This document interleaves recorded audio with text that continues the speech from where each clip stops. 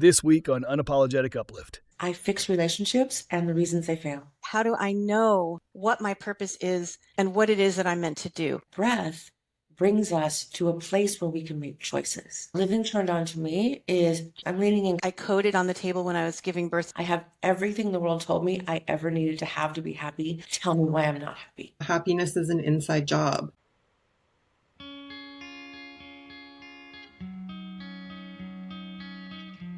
Get ready to rise above the noise and unlock your true potential. Welcome to Unapologetic Uplift, the podcast that's all about keeping it real and helping you live your best life. Buckle up. Get ready to learn, grow, and evolve with us on Unapologetic Uplift. New episodes released weekly.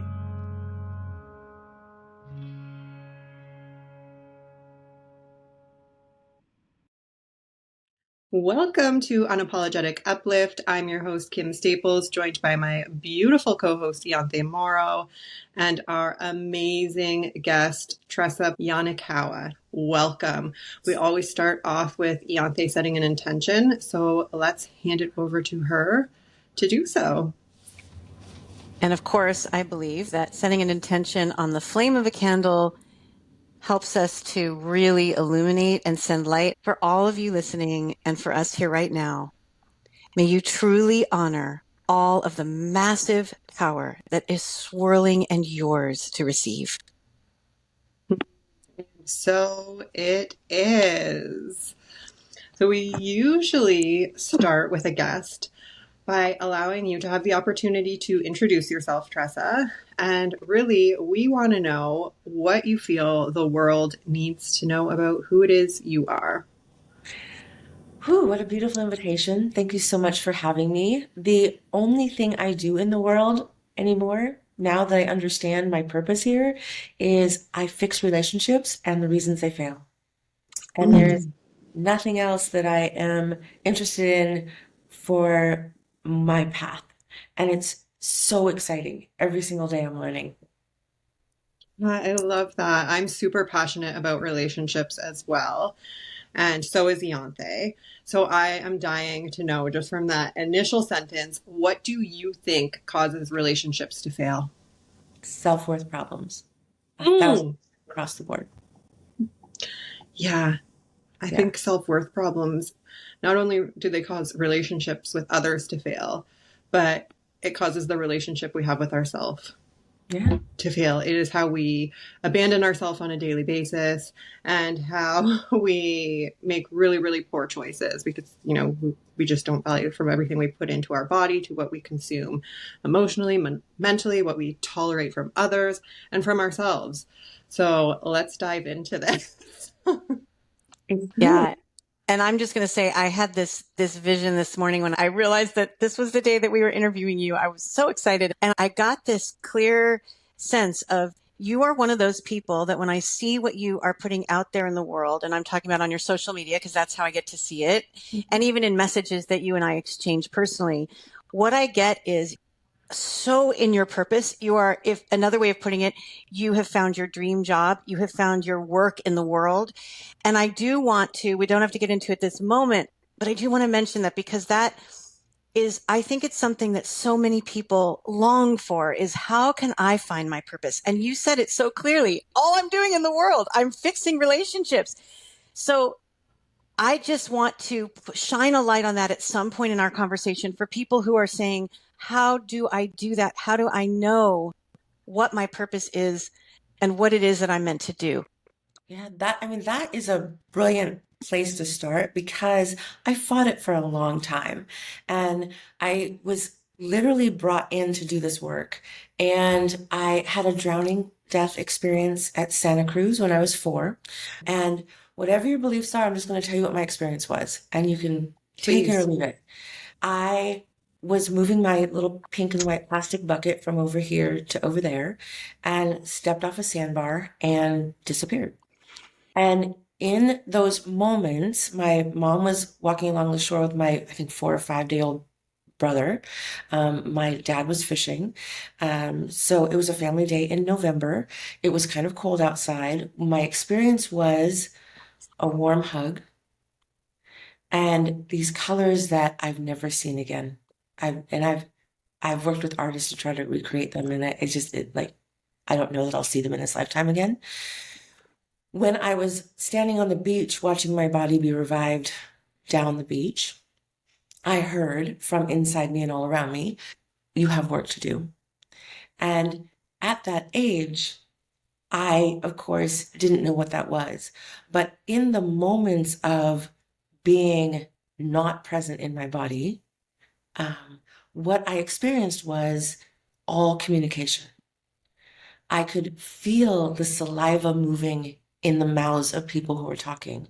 I could see and hear and feel every conversation and thought at the same time, and it all made sense from a place of non-human, non-emotion love, right? Love beyond love. What I can call bliss, because I don't think we have a human word for what it is to be not in our heads about things. So coming back into my body, hearing you have work to do, I have spent every day of my life hearing that, feeling that, not understanding for a very long time what that was. So I went through a phase of denying, thinking I was crazy, drinking too much, like whatever it was, definitely working too much. There were times when I had 3 and 4 jobs because you have work to do, literally translated in our world. When we're given praise for overworking, for trying to do everything, it's easy to get lost in that. But ultimately, my university degrees are in the neuroscience of cognition for communication. I went into speech pathology, but it was all just the letters behind my name to have the day cover job, to do the magic of communication and connection. That is so beautiful. And it's really interesting because I love how, first of all, you were very generous to say whatever your belief is. And we have people that listen to our podcast with come from varying beliefs systems. I love how you put it from the angle of how you experience something. And when you describe the colors you've never seen since and the feeling viscerally of what it was like you could hear or feel things that we can't explain, right? Necessarily with the limited words that we have in our form here. I completely relate to that. I love it. And I've also noticed that a lot of people who've had near death or death and come back experiences will say very similar things. I too have had that. I coded on the table when I was giving birth to my son. And that was a whole thing I won't get into here, but I will tell you that everything you said from me and my perspective was like, I so understand that. And I appreciate how beautifully simply you put it so that all of us can have access to these ideas that there is so much more for us to listen when we're listening. And even I love too, at 4 years old, you were told this and it stayed with you, and how the word work. And you're so good with words. By the way, everyone, I want you all to make sure you visit this Tressa's social media, because the way that she uses words, her words are very poetic and very specific. And so the word work, the way that you broke it down to where we're supposed to think of it at, work is not, look at my face when I say it, it's like work. You can't say, work, our work in the world. It's like, you're going to work, and that's a work, and there's a work ethic. And I love that you figured out, and now here you are in your purpose. Here you are helping and healing relationships, because you figured out that it wasn't that word meant something else, not just what we're told it's meant to mean. And that tells me too, something about you is that you will not take things just at face value. You're going deeper. And you're really listening with your whole heart and soul. So I just wanted to reflect that back to you, because that's what I heard in that story. And I'm so excited that you came back and chose to be here and do the work. Thank you. Thank you so much. And thank you for that reflection clarification, because what you just said is exactly how we get to our purpose. We Mhm. listen and we go deeper.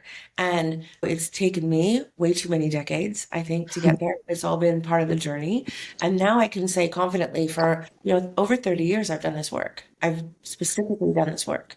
And now I'm just refining it. I've done corporate culture. I am a co-founder of a consulting company that's culture first out of Portland, Oregon. All of these ways to tap into communication connection. And now I've honed it to where I'm working on dating and relationships and with couples. And that's what lights me up.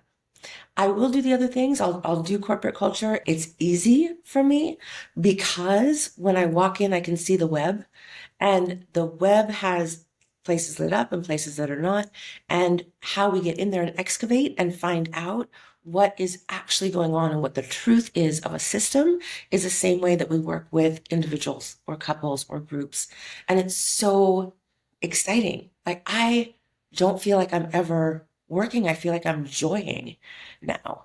And to understand that the work that I'm here to do, you have work to do, is the work of fully living and helping other people understand how to fully live. It's not about death.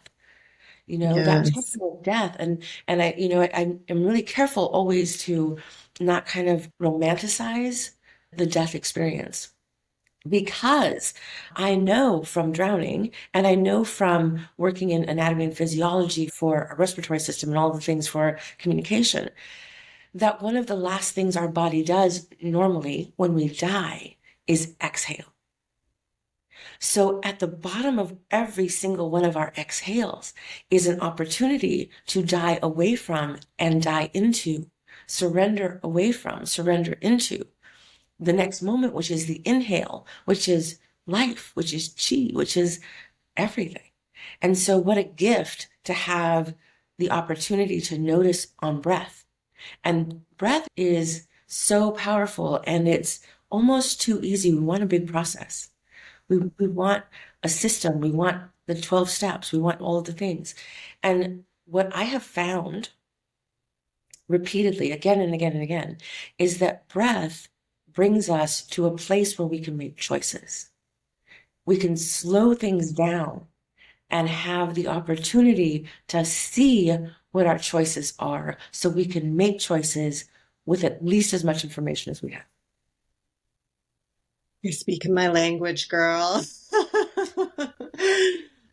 You've also talked a lot about being in the body, which is everything to do with the work that I do as breathwork facilitator and somatic healer. And there's a few things. So when you were talking about the drowning situation, I was having a complete visceral reaction in my body, and I could also feel a warm hug. And it just made me think about how when we are in our body, you also mentioned bliss, when we can get out of the head and into the body, that is the feeling of bliss. That is, I describe it as being high on life, high on living. And I was also somebody that it took me a really, really long time to get to the point where I knew my purpose and what I was meant to do, the work that I was meant to do in this world.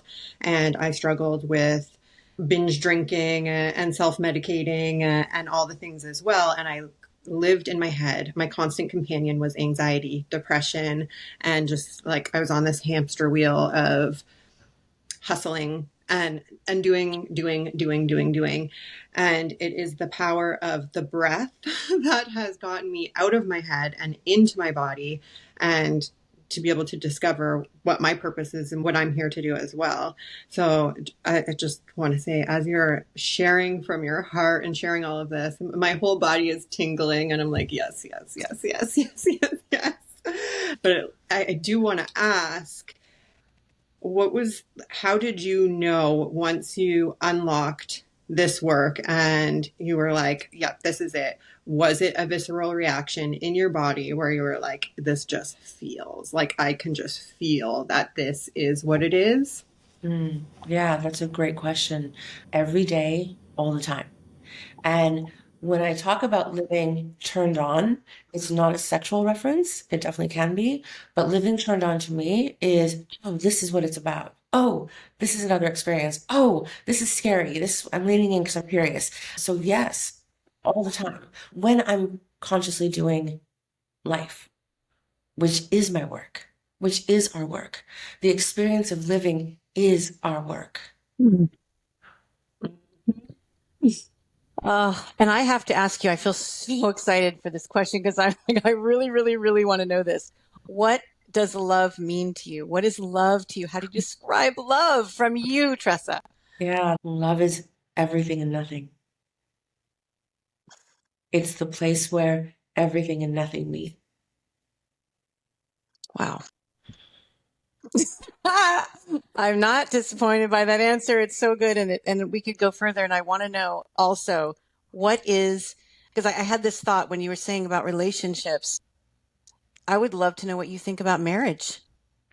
Yeah, I think marriage is a great institution. I think it's brilliant to be committed, connected to each other, as long as we both know that this is the work, that the commitment of marriage does not fix or solve or prove anything. It is the everyday experience of living and experience of living together. So the reason that I do the work the way I do it, that we work on self-worth. When people come to my speed dating, like it's dating and relating, and I'm starting one in Los Angeles called The Secret Dinner Party. When people come to these events, solo and partnered, it's safe for everybody. We come and we think we're going to have a certain experience of connection. And what we have is a reflection connection of self, so that we consciously, intentionally take that, our chosen connection with self, into the spaces between us. And that is what we do in marriage. That is what we do in relationship. That's what we do in relationship, no matter what it is. The place that I practice personally is if I'm in my vehicle and there are people all around me, I consciously, intentionally am in connection in that space between us. When I'm at the grocery store, which I go sometimes, now I order all the time because, wow, is that nice? But grocery store, I'm in connection. I'm intentionally there. Every threshold, every doorway, every breath is an opportunity to do a reset. So what marriage, what intentional relationship, what committed partnership brings us. Now, marriage has another level of efficacy, of effort, of awareness, because we're in a legal agreement, typically. So a lot of times that legal agreement will keep us here to work on it. But a lot of times also we'll be like, oh man, why did I do this? When we're there, and a lot of times my clients will come to me and say, I mean, their opening line almost always is, I have everything the world told me I ever needed to have to be happy. Tell me why I'm not happy. And this is where it begins. It's self-worth, it's self-value, it's self-love. And then bring that into the spaces between us. When we do this work, I get feedback now, even 10, 20, 30 years later, I'm still in connection with people who say, my marriage got better. We did this work when I was a leader at this company. My marriage got better. My kids stopped hating me. They started wanting to hang out with me. We become better people. And it's very similar to 25 years ago when I decided I wanted to be a yoga teacher before adopting my girls, because I wanted to figure out life. And I was starting in yoga, and I came in one day to class and I said, oh my gosh, I started doing yoga and everybody in the whole world got nicer. Like the person at the pole was nicer. Everyone else is nicer. It's exactly this. It's exactly the same, marriage or any relationship. What we bring to the table is what is available. Yeah, happiness is an inside job. And the relationship that we have with ourselves sets the tone for every other relationship and every other experience we have in our lives. It's wild. People are constantly looking externally to make themselves happy when all they have everything they need inside of them. They just need to come back home to themselves, use their breath. It's so powerful and so true. And I love that we speak the same language. I think at a very foundational level, almost everybody speaks the same language. And I think that we have not been given the words, we've not been given the tools or the skills. We learned in 3rd to 5th grade how to make babies. We didn't learn how to make relationships. And so I think we're all kind of backing into it like, everything's falling apart. My relationship is terrible. We keep having the same fight over and over again. So how do I fix it? Right. And if we in with the tools, we wouldn't have to be in that place of, oh my God, what am I supposed to do? Because we never learned conflict resolution. We never learned compassion. We learned competition. Most of my friends I'm finding now are marketers, like brilliant marketers. And I think one of the reasons is I'm fascinated by marketing psychology.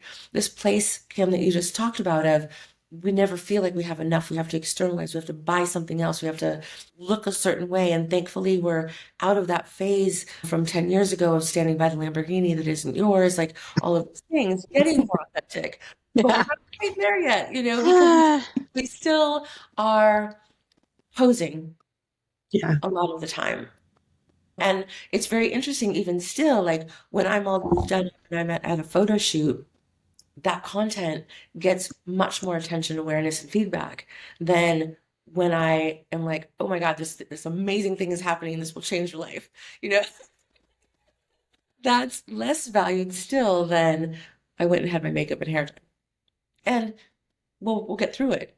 We'll work through it, and we're all finding each other. And the people who are drawn and are here with you and with us now, these are our people. And as more and more and more of us find each other, it's really exciting. And hopefully it'll be like a herd effect on other people who will go, what's going on over there? Why are those people so happy? Why are those relationships so good? Why are those people looking so stable? This is the way. And I'm going to say it again. It's almost too simple for our human brains that have been now taught everything has to be hard or a process. Totally. I often say if I had $1 for every person that comes to me and tells me they want help, but then they refuse to do the exact thing it is that is going to help them, that is connecting with themselves, slowing down and breathing. It's insane because the mind overcomplicates everything, and it just seems too simple. And I can even remember being at a place when I was at my lowest and struggling with my mental health, going to the doctor on multiple psych meds. And I can remember a doctor telling me, well, why don't you try box breathing? And me being like, yeah, what's that going to do? Right? The irony in that, right? Like, just breathe. Yeah. And it's so frustrating as helpers, as we all are, when you so passionately want to help somebody and they are just not open to receiving it. And I think that's the hardest thing about being somebody that is a helper is like, you feel like you have the thing that is going to help and save this person. And they're like, I think this is part of the awakening that's happening, or there's lots of words that we can use about what's happening, a higher consciousness, higher vibration, people finding each other, like you mentioned, Tressa. But it makes me think of the word work again, and how we're trained, taught, told that it's hard work to get anywhere, to get to the next level, to climb that ladder or the cliff or whatever it is you're climbing. What I think the beautiful epiphany here, and I'm seeing it a lot now as I'm noticing who I'm noticing more in the world showing up, is that it is the opposite of that. It's not hard. It's actually the easiest thing in the world. And we get in our own way because we're saying, how can I trust something that is innately part of me and is so easy? No, it has to be a lot of work. There must be many, many, many steps. How can that be? How can I trust that? yeah. So it's like, I hope that all of us and everybody listening realizes that maybe it is that simple thing that we all avoid that is the answer. Yeah. Back to you. Yeah, I think oftentimes that simple thing is self-awareness and listening to our truths. And that is sometimes so difficult. My clients now are very high profile. They don't want people to know that they're having difficulty with their relationships or that they're not quite sure what their next move is. To the point where I've had many people say, I can't sleep at night because I'm terrified I'm not going to wake up with the next great idea, or that people are going to see that I don't have the next great idea, that I'm just like groping like everyone else. And it's fascinating to me how this place of self-worth is a universal, unless unless we're a sociopath, right? It's the place of self-worth wounding is a universal problem. And when I started charging a lot more and fixing things fast, but giving people a process, it made more sense. And it's fascinating to me how I've done this very same work for free. I still do, and for very little. And now that I'm working with very high profile people, it's exactly the same work as sitting on my basement floor doing this with my neighbor or the woman down the street with the daycare center who was super depressed or whatever it was. We're all in the same place. And how can we understand that this work is so simple? This work is simply being in the experience of life, which is way too short, no matter how much time we get. How can we understand that being here is the work? Experiencing as much as we can is the work. Because once we aren't in this body anymore, there is no more soft kisses. There are no more fights. There is no more ice cream melting down your throat. There is no more breeze blowing on your body. Like, let's show up in it as often as possible. And I get distracted all the time. My ADHD takes me in all kinds of places. I have 150 tabs open on my computer right now. I'm surprised it's working for this podcast. You know, like how do we keep coming back to Kim, the breath, right? How do we keep coming back to the breath to have awareness? Yeah. And we all become disconnected and fall off track. And there are moments, even myself, as somebody that helps other people with this, and I'm sure with you as well, where like start to feel frazzled again and you don't know what to do and start, the sign for me that always makes me say, oh, okay, listen, chick, you need to come back to yourself, is I start looking for answers externally and looking for answers what I need to do by looking to other people. And when I catch myself doing that, I'm like, whoa, whoa, whoa, whoa, let's reel it back in.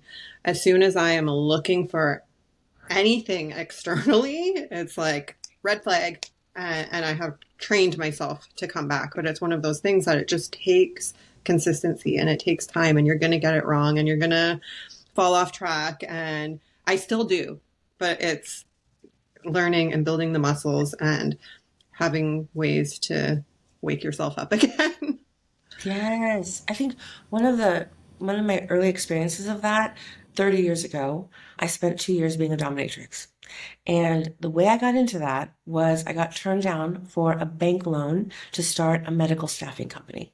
And the middle-aged banker male said, honey, I can't possibly loan you my bank's money, but I can take you out for drinks to talk about it later.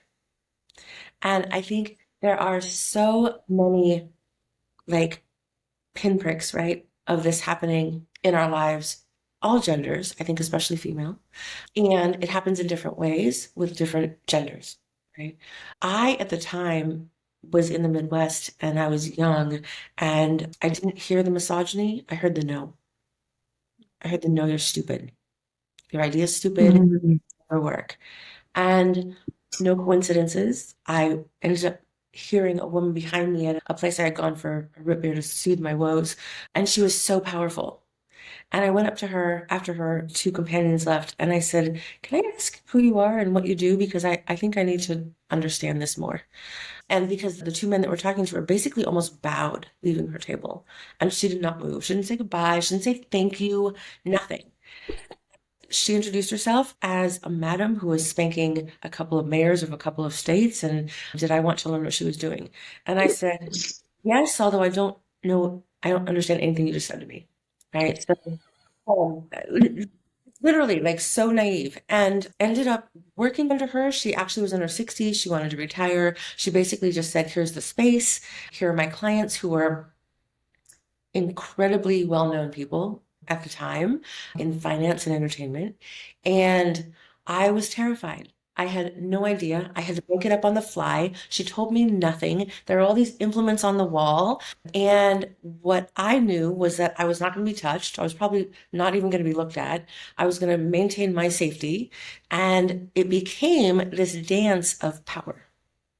And what I began to understand very quickly working with these really amazing, beautiful men was that they were not coming for the humiliation, which can be done really beautifully when it's done well, when it comes from a healed place, but very rarely is it.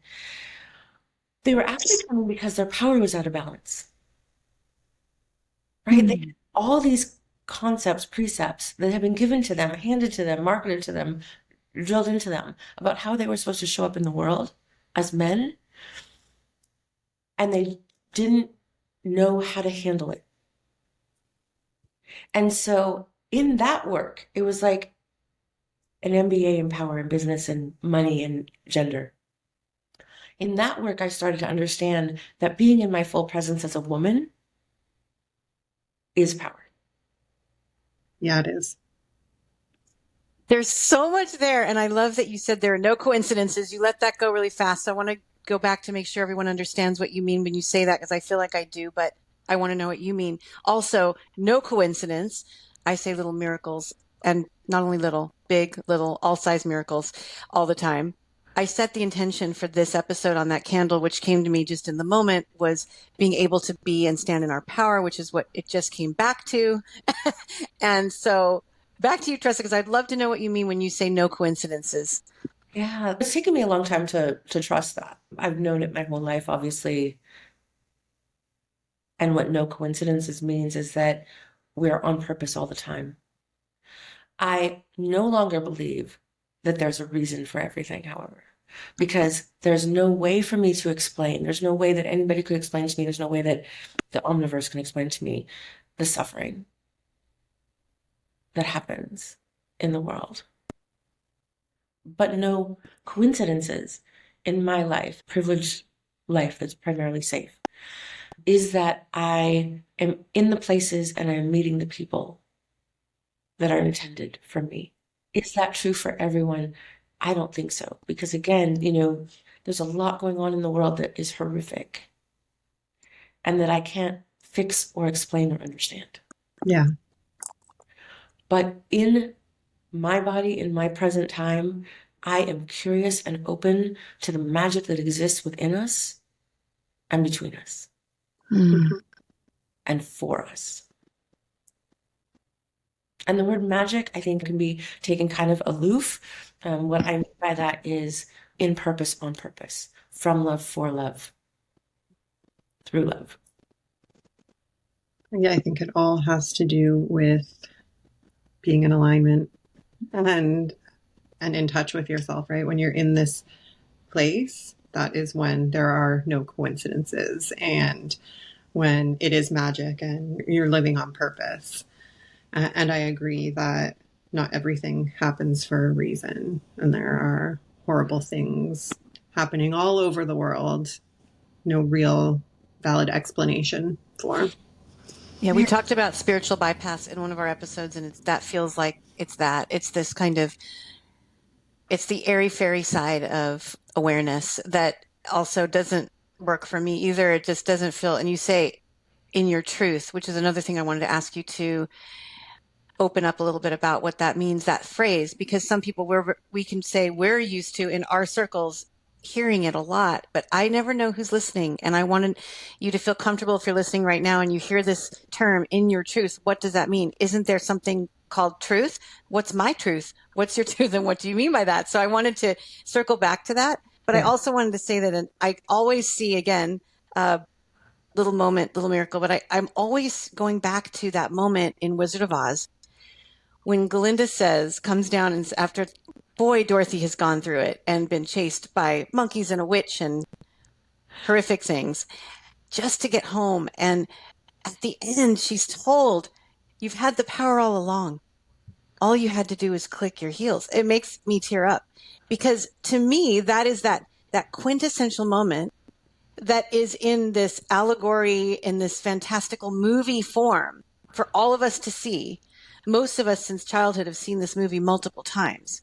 But what's the point? It's the point you've been making, I feel, which is it is about self-awareness, and it's the work that we are doing and that we have the power to do, and owning that power.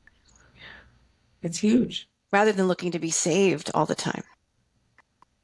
And like deep breath on that moment, right? Let that integrate in our systems. And I love your emotion around it too. I kind of teared up when you asked me what is love, because I think love is that power of clicking our heels together.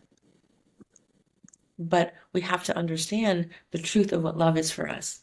Like when I'm with people, when I'm doing a keynote or facilitating an event, I often like to ask, what is your truth of what love is, of what a great relationship is? What is your truth of what success is? And so many times, those three things in particular, what is happiness for you? What we have this this mouth version, right? This version that comes out of our mouths because it's what we've seen.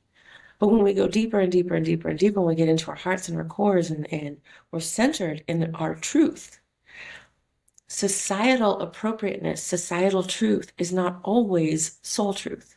In fact, rarely. Yeah, I was like, when has it been? Let's see. I love that. Yeah. So us rebels, I started getting this stripe in my hair when I was 13. And I thought I was a freak. There were 5 hairs. I remember distinctly there were 5 hairs. I pulled them out. They came back with more, right? And I pulled them out again. And then I pulled them out again. And I was like, oh my God, like what is happening to me? People are going to hate me, right? I mean, any difference. And my mom is Japanese. I grew up Japanese American, so I'm already half in, half out. And so I started dyeing my hair jet black because of these now 7 to 10, started listening to punk music and metal, started like this whole other lifetime opened up to me because of this.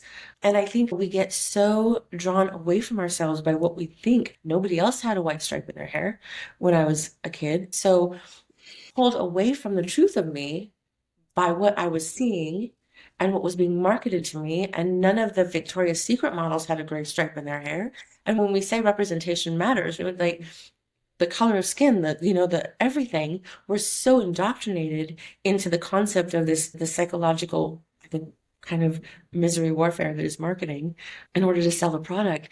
And when we latch onto that as a religion, we transform, we change into something that we're not, or a version of something that we want to be.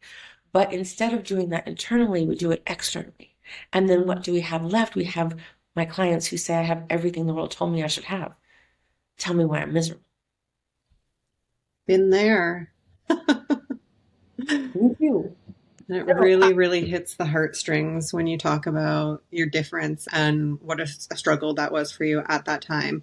There's something that, as a mom, I have seen, and I am currently in the process of taking my kids out of the schooling system, and we're going to be starting to do unschooling in January because my 8-year-old daughter's teacher has been down her back, sending me emails, contacting me saying she needs to focus more. She can't focus. She needs to focus more. And her telling my daughter, you need to focus more. And I'm like, no, you don't need to focus more. Your brain is perfect. You're incredibly gifted, and it's not your fault that the school can't keep up with that brain of yours. So we're going to take you out of school because this was the exact experience for me as a child, as somebody that was neurodivergent, ADHD. I would stare at the teacher while she was talking, but I wasn't absorbing anything. I was daydreaming. And I'm seeing this now with my daughter, and it deteriorated my self-worth. I already had other core wounds that caused me to have low self-worth as a child. And then I was going to school, and this was the case. And I saw this instant switch in my daughter with her self-esteem. And I was like, no, okay, that's it. I have been playing with the idea of taking them out of because I want them to be free thinkers and all of the reasons that one might want to unschool their children. But for me, that was it. It was like, yeah, there's no way I'm sending her into this system for them to eat away her self-worth and make her feel as though she's less than because she's different, when really that is the thing that we want to celebrate. Right. It's so hard because there are so many great educators. There are so many. I've taken a short-term contract in a high school to work with kids with autism because it's one of my passions. And I see it done well so often. And also, I think most kids are not made for the school system. The way that, I mean, the school systems were created to create industrial workers. Right. Gotten away from that far enough yet to recognize people's like self-branding, entrepreneurship, all of those things. I adopted two of my daughters, two of my three daughters. I adopted their sisters when they were 7 and 9. My third daughter, my youngest, I adopted when she was 11. And when I adopted my first two children, they were both on inhalers. They both had all kinds of allergies listed. There was all kinds of like chaotic stuff. I think that when we come from chaos, which so many of us do, we are told and given some stories that are absolutely wrong. Those medications, those things are needed when they're needed. I think they're highly overprescribed. My kids didn't need them. My kids didn't need to be on the albuterol inhalers. My kids actually didn't have the food allergies, which I'm very aware is a very real thing. My kids didn't have it. It was a story that was given to them in a chaotic system. Yeah. The same thing has happened when I worked in home health as a speech pathologist. And I had several actually clients who had strokes like 10 years ago. And one gentleman in particular, I'll tell you about it. He had a stroke on the left side of his brain, which affected the right side of his body. His hand and his arm were curled in all the time. He had difficulty walking. In order to clean out his hand, because it can get kind of like gross in there, kind of. Sure. Right. In order to clean out his hand, he would physically move his arm, throw it on the back of a wooden chair that his wife was sitting in, pull back so that his fingers would open, stretch his fingers open. She'd turn around while sitting in the chair, wipe out his hand. He'd then go back to this position. And when I saw them do that, I said, I'm curious if you know that you can move your arm that way, if you could do it on breath rather than with force. And so within 8 minutes, he was able, now this is not everyone, but within 8 minutes, he was able to breathe his hand open and then breathe his arm open and breathe it closed, like inhale open, exhale closed. And then I said, I can see that because you can do that, you can breathe your hand open and continue to breathe while your hand is open. Just let yourself know that you're safe to do that. His wife started crying and said, oh my God, I can't believe he can do that. 10 years ago, his doctor said he would never be able to move his hand or his arm. So for 10 years, they knew, and our brains are so powerful. For 10 years, this man just knew he couldn't do it until he could. And thankfully, they trusted me enough to listen and try. And it's the way. And that's how I fix relationships. It's just the way. When you have a guide who can say, listen, I can see this is true. Let's try it. And you try it, which is why all of my keynotes are interactive. You're not going to just sit and be on your phone. You can, but you won't have the experience of the fullness of your whole self in connection with all that is and with each other.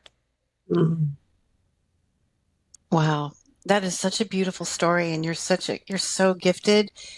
And it's also such a reminder, such an important reminder of the power of suggestion and how we can be so purposeful with our words and what we're saying to each other. And I know that one thing I learned years ago was that shame causes inflammation. And I was learned to never say shame on you to my children. And that's so much a part of the normal way of parenting in Western culture, is to say you should be ashamed of yourself and shame on you. And many of us have heard that from our parents and then perpetuate that to our children. And it's causing inflammation, and inflammation, as we have learned, causes disease. So these are serious. It's such a serious and beautiful thing to be aware of how powerful our words are, our intentions are. And I love how you shine a light on that. And I love how you said you're a guide, because you also, I wanted to say earlier too, because you were talking about how it's never seeking, and you said this too, Kim, it's not that we're looking for someone to save us and rescue us and we're trying to find the next thing, and because that's that part about doing all the work, and the work is hard. It has to be hard in order to get peace and to feel love and to be love. And yet it is invaluable to find a guide like you, Kim, for breath work, to find a guide like you, Tressa, for understanding what we're missing in and how we're getting in our own way, and to remind ourselves to drop into our truth. So thank you for that. Thank you, Ianthe. I think the thing that I ask all the time before I speak or teach or before I got on this podcast and when I get out of bed in the morning is, and this is my secret, I'm giving you my entire secret to success. I say, may I at all times be the reflection of divinity that each person needs to see in themselves.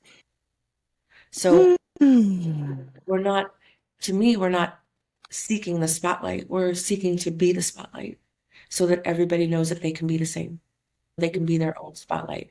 And I think it's very powerful for us to know that we are not the cure, but we certainly are the medicine. So true. All Practicing that humility and just being the safe space is what I'm hearing in that. I can see that you make people feel safe. And that is such a massive piece to it. Nobody is ever going to do anything suggested by somebody that they don't feel they trust and that they're in safe hands.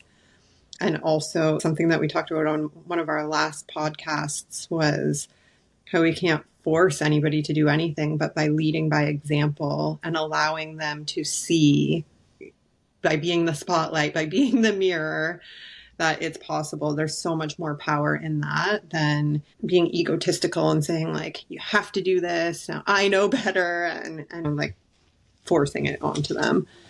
Yeah. We all have this wisdom inside of us. We came in with it. We came in with love. We've learned other. Mm-hmm. We came in with pure love and we have learned all the other. So Totally.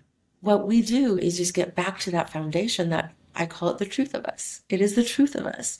And some of the attorneys and the engineers and the people that I work with at first are like, whatever, I don't get into that. But we all will, because we all want love. And from the place of emotional, psychological safety, all things come. Great sex, achievement, the ability to risk and try, creativity. When I work with people in marketing or in other creative ventures, like creativity comes from that place of bliss, pure love, trust, that the centeredness of safety, because then take chances.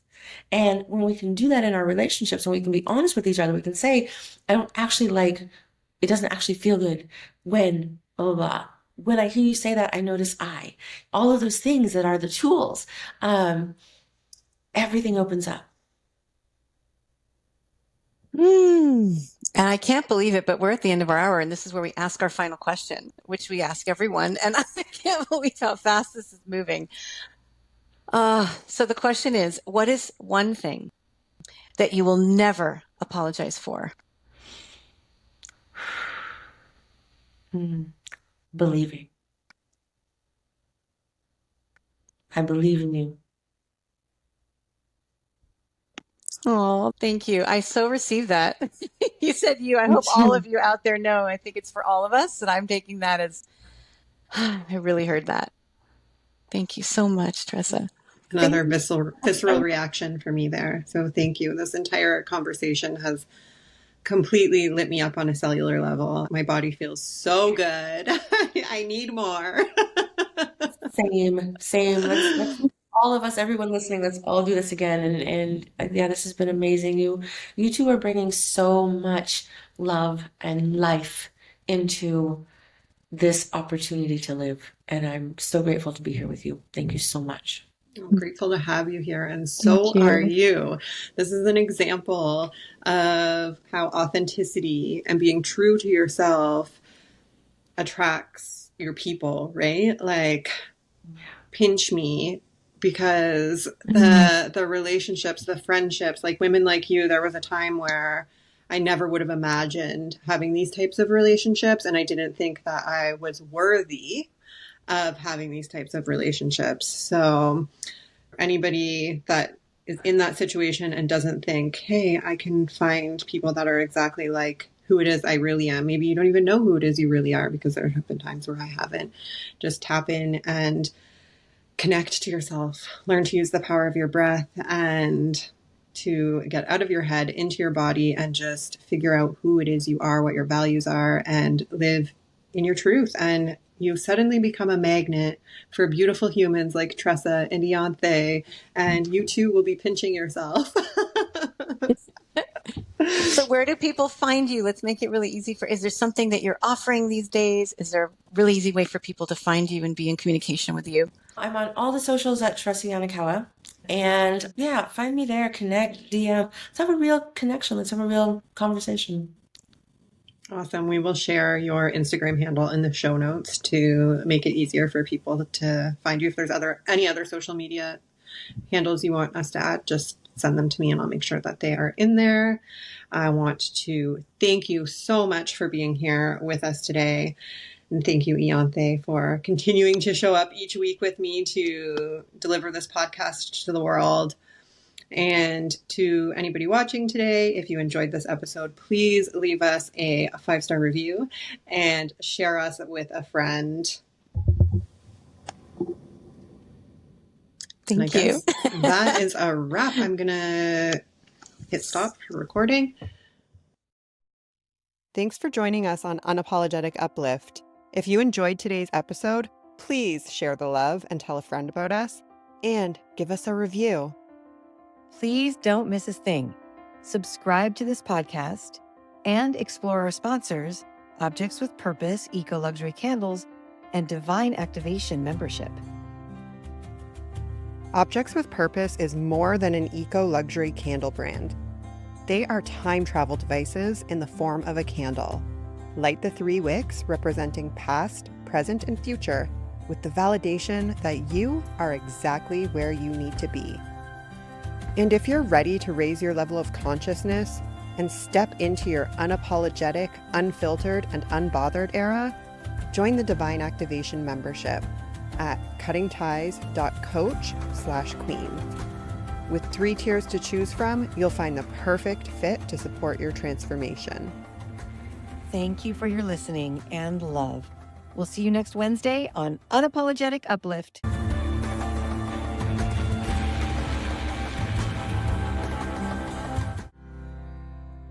Welcome to the Divine Activation membership, a movement for women that are ready to raise their consciousness and step into their unapologetic, unfiltered, and unbothered era. With your heart, live authentically and become the magnet for all of your soul's desire.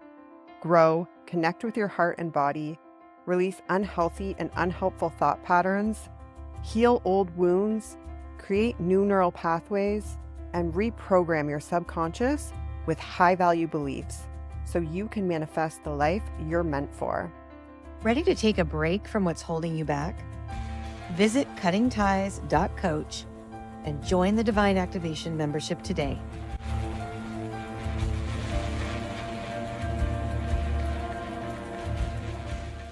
Hey, unapologetic souls. I'm Ianthe Mauro, founder of Objects with Purpose, candles that touch the soul and the body. I've released a limited edition 3-wick candle collection in 3 fragrances inspired by a time in history. The Time Travel Collection, because scent evokes memory and lighting a candle can truly transport you to your highest self. Anytime. Ianthe's candles are truly special, clean, safe, even for the body as a solid perfume or massage oil, and smell amazing. But what truly fills her heart is empowering others to be seen in their best light. In 2020, when the 200 stores that sold my candles across the country closed their doors, I knew it was time to give back. I started guiding others to launch their own candle companies and design candles and fragrances for other brands as a way to share light in a dark time. So why settle for just any conventional candle? Light the 3 wicks in each Objects with Purpose candle. You're supporting handmade in California, small batch, artisanal, eco-luxury, and treating yourself to a memory-evoking evolution. Visit ianthemauro.com to discover your next favorite candle. Let the olfactory experience inspire cherished memories.